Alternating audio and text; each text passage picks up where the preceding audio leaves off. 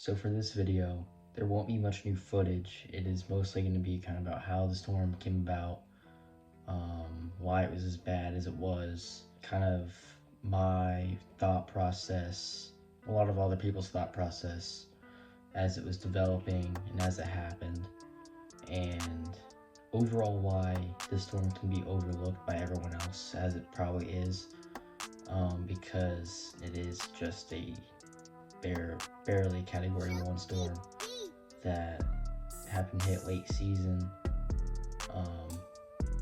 and didn't have any widespread damage. But why specifically for Daytona it was such a big deal, and it still is such a big deal. And at the end I will mention the lasting effects that this storm still has on my area. So here I'm just going to kind of show how Nicole started, why it was the way it was here on Daytona or across the entire Florida coast. So we'll go to we'll start November 7th, 2022 on wind gusts. So right here, it hasn't been named yet, it's 98L. Actually, if you can go even farther back, let's go to the 5th. Precursors right here. The next day, probably a disturbance with an area over here, and then 98L. So not really any effects yet. The 8th, definitely getting some going. See, the entire time it's coming, it's blowing straight in. Even if it's only at 30-mile-per-hour gusts, it's still coming straight in. The next day it's closer, blowing it harder, same direction though. So basically it was huge waves. If I go to waves, huge waves coming in for 2 to 3 days straight before it even got here. And it was because you can see the center of it's here. There's waves all the way from here to the Carolinas the entire way. It's because there was a front. You can see there's nothing really in here because there's a front across the eastern seaboard that was kind of pinching all this, turning it into a lot like a jet, just straight into the east coast of Florida. So anywhere that was north of the center of Nicole was going to get a lot of big waves, rough surf, and some surge. So you can see all the way out here, mid-20s in feet, closer to the coast, 15 to 18.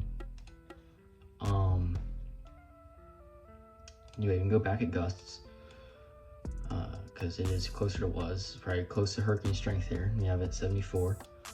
Go to 8 p.m. This is the night before landfall.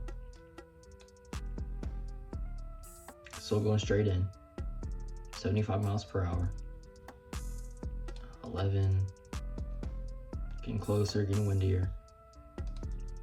Oh shoot, let me skip the whole day. 2 a.m. This is close to landfall. 80. But yeah, the entire time it's coming straight in. 5 a.m.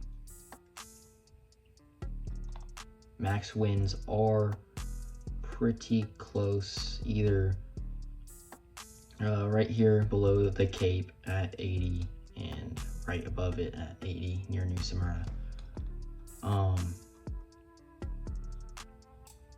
But even as it moved inland, the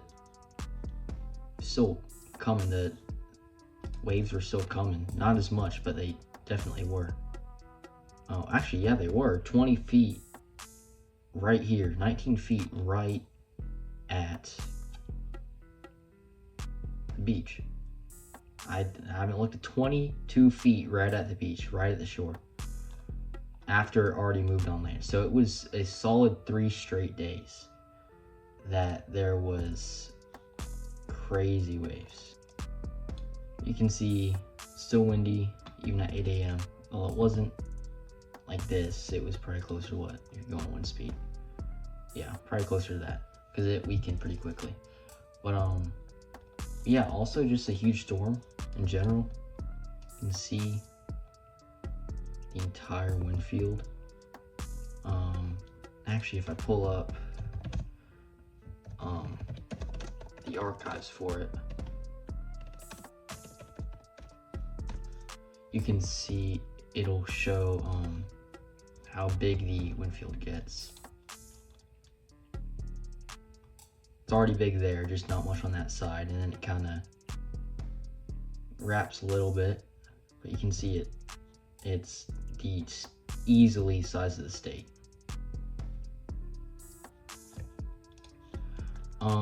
Anyway, so there's that. Showed the sea. It was insane, 24 feet, which showed why there was so much destruction. So here is the official wind that was collected. 8 p.m. the night before landfall. We're up to 43 here, 48 down here.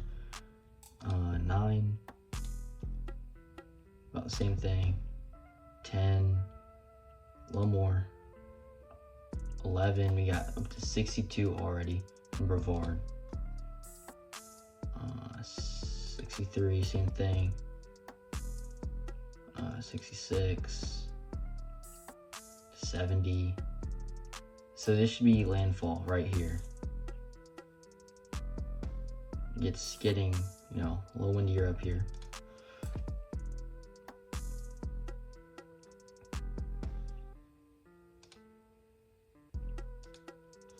So it doesn't seem like it's that windy.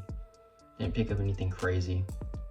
I do feel like these are off because they never really pick up anything that crazy, but you can see the kind of concentrated area of the heaviest winds was between Brevard and Volusia. Oh wow, there's actually 60 up in Jacksonville at 9 a.m. But yeah, the central and eastern coast of Florida in the most wind. Last thing, look at the radar. It had a huge center when it was close to landfall.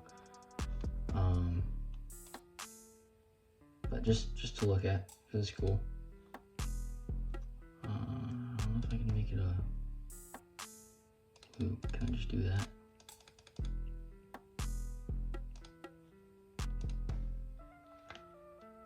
I'll go to 1:30 a.m. Getting closer to landfall.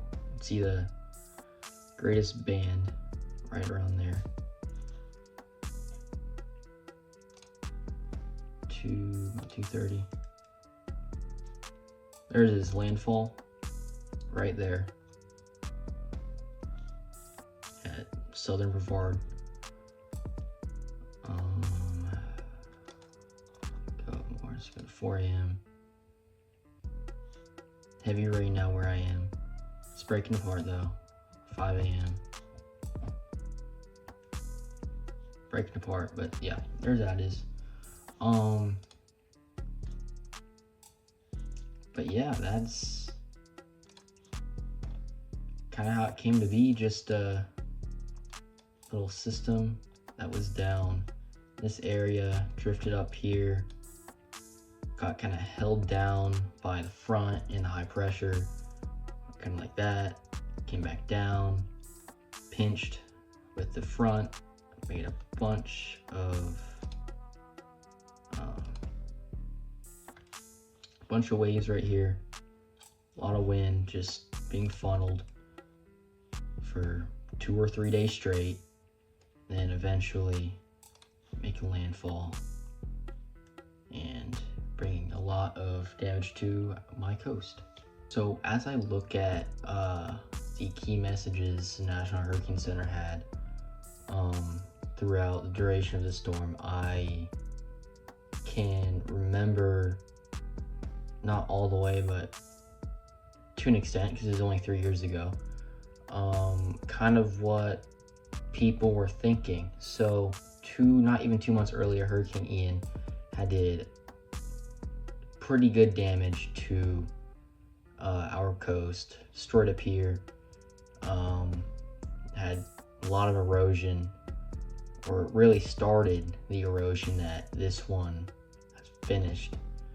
So I'd give Nicole kind of a jump start on destruction. But because we knew that pretty early on, the entire barrier island was under a mandatory evacuation, and there were many buildings that were condemned before and soon after the storm had hit. Simply just not safe to be in, because luckily none did, but there's a possibility that a whole building could have collapsed. So there's a big danger there. And that was kind of the main worry. We knew that houses were going to be lost because they were already about to tip over after Ian, but this one was easily going to finish it off. But I mean, here as you look at the footage, you can see how close some of the taller buildings, condos, hotels were to a very exposed underneath, and all of the empty lots, pools, decks that were destroyed and just scattered along the beach. You can look at Google Earth today, Google Maps, whatever, or if you're nearby, you can go and look. There are still many things that aren't fixed on portions of the beach near Ponce Inlet. Mostly there's still the black tube that helps prevent erosion, but yeah, there's still few places with exposed pipes, crater looking marks where there's erosion. Many hotels are still closed without really having much fixed. This pool's still kind of teetering over the edge on toward the beach. Just a bunch of debris laying everywhere, and it's nearly 3 years later, so it's still definitely playing a big role on what Daytona Beach looks like.